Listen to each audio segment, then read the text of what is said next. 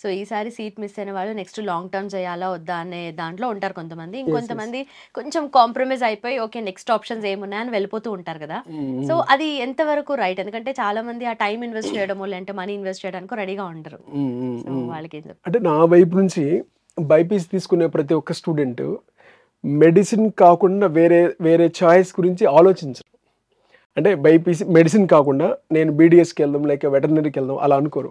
తీసుకున్న ప్రతి స్టూడెంట్ డాక్టరే కావాలనుకుంటాడు. 100% వాళ్ళ అన్నలే కావాలి. అలా అవడంలో ఇప్పుడు ఏదైనా ఫస్ట్ ఇంటర్మీడియట్ సెకండరీలో కొంచెం ఆ 10th క్లాస్ నుంచి మెచ్యూరిటీ లెవెల్స్ తక్కువ ఉండి మిస్ అవ్వచ్చు.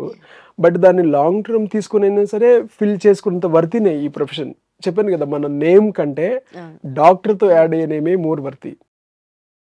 ఇప్పుడు ఫర్ ఎగ్జాంపుల్ మనం ఎవరినైనా సరే కంట్రీలో ఒక రిచెస్ట్ పర్సన్ ఉన్నారు ఫర్ ఎగ్జాంపుల్, వాళ్ళైనా సరే ఈ డాక్టర్ చెప్పచ్చు నువ్వు టైంకి మెడిసిన్ వేసుకో, టైంకి తీసుకో అని ఆర్డర్ చేయొచ్చు. అలా చేయగలిగిన ఒకే ఒక ప్రొఫెషన్ ఏంటంటే డాక్టర్ ప్రొఫెషన్.